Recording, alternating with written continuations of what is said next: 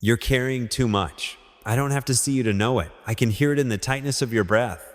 Feel it in the restless pacing of your mind. Sense it in the way your shoulders never really drop. But let me be clear, you're not weak. You're not broken. You're just exhausted from trying to control everything that was never yours to control in the first place. Maybe it's the job you can't fix. Maybe it's a relationship you keep chasing, hoping it'll finally turn around. Maybe it's the pressure to hold everything together when you're falling apart inside. But what if you didn't have to carry it all? What if this moment right now could be your invitation to stop fixing, to stop clenching, to stop believing that your value depends on your performance? Breathe. Really breathe. Not the shallow kind you do while scrolling through your to-do list. The deep kind. The kind that tells your nervous system, you're safe. The Stoics believe that peace isn't found in controlling the storm, it's found in calming yourself within it. Life won't carry you when you force it. It carries you when you surrender, when you allow the silence to speak. And maybe, just maybe, that's where your real strength begins. We've been told that strength looks like control. That peace is found in power when we finally have enough money, enough success, enough recognition. But the Stoics saw it differently. They believed real peace doesn't come from power or perfection. It comes from clarity. Let me ask you this. Have you ever noticed how calm you feel when things finally make sense? Not when everything's perfect, but when you know what matters and what doesn't. That's what clarity does. It clears the noise. And in that quiet, you realize something powerful. You were never meant to carry everything. The weight you feel, it's not a sign you're weak. It's a sign you're gripping too tightly to things that were never yours to hold. Your job isn't to control the storm.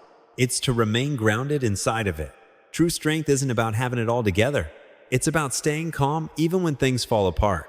Because peace doesn't come when life stops being hard. It comes when you stop being shaken by it.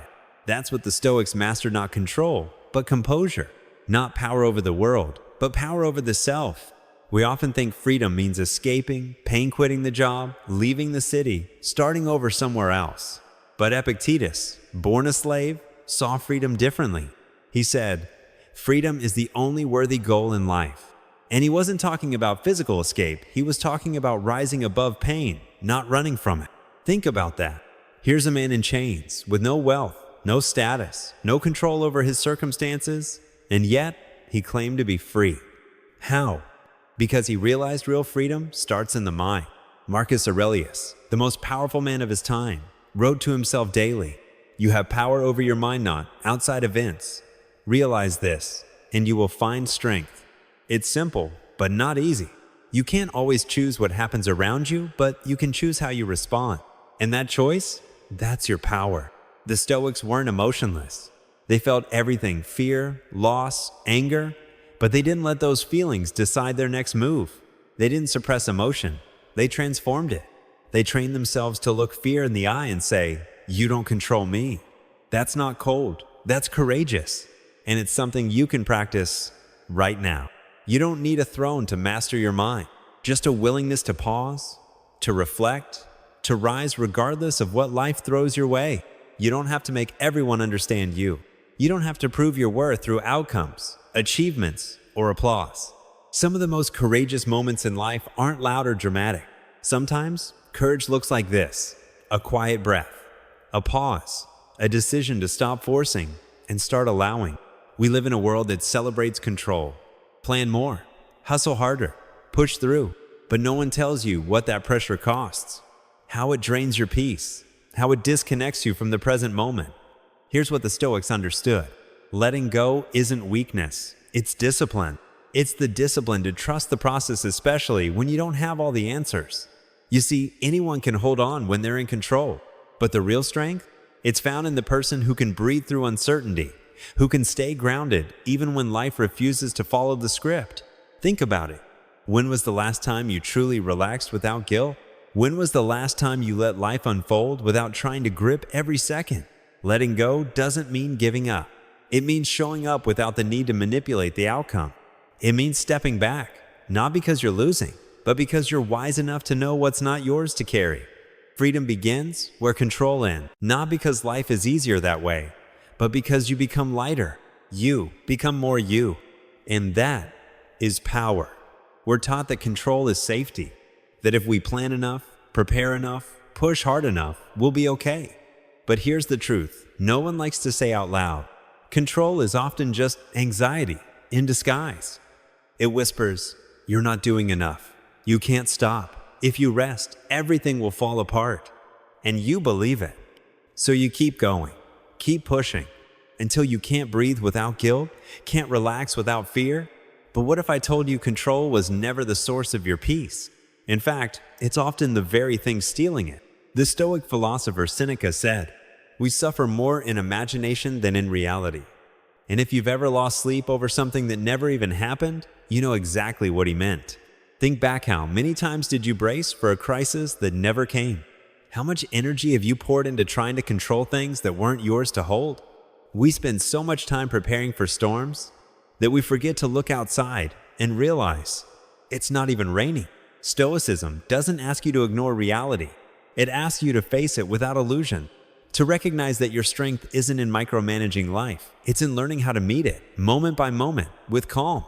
So maybe the bravest thing you can do today is let go, not of effort, but of the belief that control equals safety, because it never really did.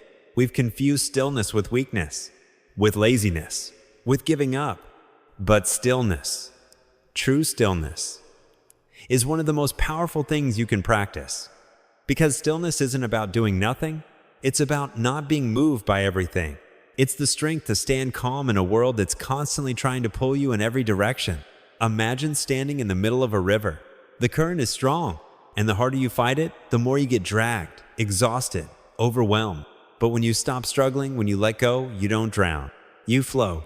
Stillness isn't surrender. It's alignment. It's learning to move with life, not against it. The Stoics lived by this. They didn't run from reality. They accepted it, adapted to it, and responded with clarity. Because they understood that real peace doesn't come from controlling chaos. It comes from not letting chaos control you. You can't control other people. You can't predict the future, but you can choose what you give your energy to. Your thoughts, your actions, your reactions. Stillness is not the absence of movement. It's the presence of focus, the ability to stay centered when everything around you feels off balance. And maybe the world doesn't need a faster version of you. Maybe it needs a calmer one. The version of you that doesn't chase, doesn't panic, but simply knows when to pause and listen. Because in that quiet, you'll find something deeper than answers. You'll find yourself. Sometimes we spend so much time begging life to listen to us, to give us answers, to give us certainty. But what if life is already speaking, not in noise, but in silence? You see, we're always searching for solid ground, for a plan that guarantees no failure, no pain, no detours. But that kind of certainty, it doesn't exist. And yet you can still move forward, even with doubt, even with fear, even when you can't see the finish line. The Stoics never waited for life to get easier. They simply got stronger. They didn't see pain as punishment. They saw it as raw material, something to shape you, not break you. And here's the truth most people miss. You don't have to be in control of everything to make progress. You don't have to be perfect to be powerful. Sometimes the most defiant thing you can do is breathe. To say, "I'm still here. I haven't given up." One breath at a time, one step at a time. Stillness isn't weakness. It's a return to strength. It's where clarity lives. It's where you stop performing and start being. You're not falling behind. You're evolving even when it's quiet, even when no one sees it. So don't underestimate a single breath. It's more than survival. It's proof that you're still choosing life. And that is enough. If this helped you, breathe and share it with someone who needs it too.